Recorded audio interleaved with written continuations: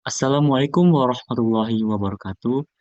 Sebelumnya yang terhormat kepada Bapak Dr. Wimi Eka Putra, SEMSI, selaku dosen pengampu mata kuliah Akuntansi Syariah, serta teman-teman yang saya banggakan. Sebelumnya, perkenalkan saya Dimas Pradityo selaku moderator sekaligus pemateri yang akan menyampaikan materi mengenai pengertian Islam dan Syariah Islam. Masuk ke materi yang pertama, yaitu makna Islam. Makna Islam secara etimologis berasal dari Islama, Yuslimu, Islaman, yang berarti kepasrahan, ketundukan, serta kepatuhan kepada Allah Subhanahu wa Ta'ala. Secara terminologis, agama wahyu terakhir yang diturunkan kepada Nabi Muhammad SAW. Nah, makna Islam sendiri dalam perspektif ilmiah atau tafsir, Islam dalam Al-Quran bukan hanya identitas agama, tetapi penyerahan diri yang sadar kepada Allah. Islam juga mengandung nilai kedamaian, toleransi, dan dialog antar umat manusia. Islam sebagai sistem hidup yang dimana mengatur hubungan dengan Allah, hablum minallah, dengan manusia, hablum minannas, dan pedoman etika, moral, sosial, dan hukum untuk kesejahteraan masyarakat. Dasar-dasar ajaran Islam, ada tiga macam dasar ajaran Islam. Yang pertama, akidah, merupakan dasar keyakinan seorang muslim terhadap Allah Subhanahu wa Ta'ala, malaikat, kitab-kitab suci, para rasul, hari akhir, dan takdir yang menjadi fondasi spiritual. Yang kedua, syariah, seperangkat aturan dan hukum Islam yang bersumber dari Al-Quran dan hadis, mengatur pelaksanaan ibadah kepada Allah serta hubungan sosial, muamalah. Yang terakhir, yang ketiga, yang paling penting yaitu nilai moral, akhlak, dan etika yang mencerminkan perilaku seorang muslim seperti jujur, adil, sabar, rendah hati yang menjadi wujud nyata dari pengalaman akidah, dari pengamalan akidah. Teman-teman, ada pepatah yang mengatakan akhlak lebih tinggi daripada ilmu. Mengapa seperti itu? Alangkah buruknya manusia jika tidak memiliki sifat yang jujur, adil, sabar, dan rendah hati.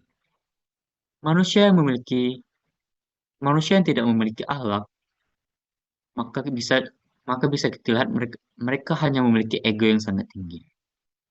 Lanjut ke materi yang berikutnya yaitu hukum Islam. Hukum Islam adalah aturan yang bersumber dari Al-Quran dan Sunnah yang mengatur hubungan manusia dengan Allah melalui ibadah dan sesama manusia.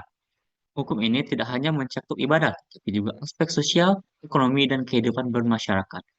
Hukum Islam secara fundamental berakar pada nilai-nilai tujuan syariah atau maqasid al-syariah. Ini menjaga kemaslahatan dan menolak kemudaratan. Nah, klasifikasi hukum Islam sendiri terbagi menjadi dua kategori utama dalam kajian usul fikih, yaitu hukum taklifi dan hukum wad'i. Tentang hukum taklifi, ketentuan syariat yang berisi tuntutan langsung kepada mukallaf untuk melakukan, meninggalkan, atau memilih suatu perbuatan, terdiri dari wajib, sunnah, haram, makruh, dan mubah. Yang kedua, hukum wadi'i. Ketentuan syariat yang menjelaskan hubungan sebab, syarat, dan penghalang terhadap berlakunya hukum taklifi. Meliputi sebab, sesuatu yang menjadi dasar berlakunya hukum. Misalnya, masuk waktu sholat menjadi sebab wajibnya sholat. Yang kedua, syarat. Sesuatu yang menentukan sah atau tidaknya suatu perbuatan. Misalnya, wudhu menjadi syarat syah sholat. Yang ketiga, mani atau penghalang. Sesuatu yang menghalangi berlakunya hukum meskipun sebab dan syarat terpenuhi. Misalnya, haid menghalangi kewajiban sholat. Atau seorang laki-laki yang mengalami mimpi basah namun belum mandi junub, maka menghalangi berlakunya hukumnya untuk melakukan sholat tersebut.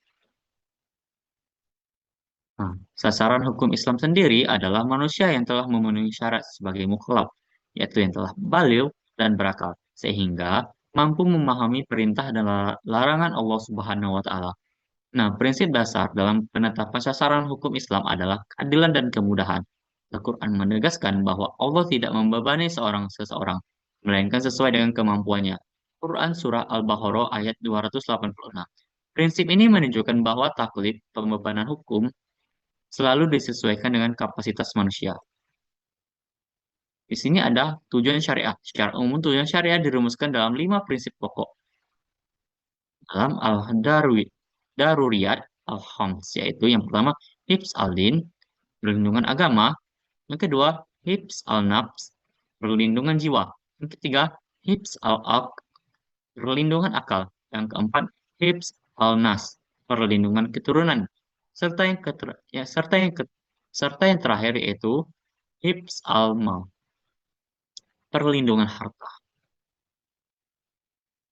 Baik, itu saja yang dapat saya sampaikan. Semoga teman-teman yang menonton video ini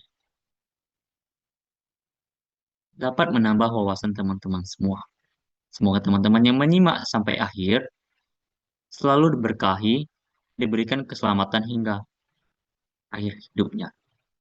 Saya Dimas Pradityo selaku moderator dan pemateri pamit undur diri. Wassalamualaikum warahmatullahi wabarakatuh.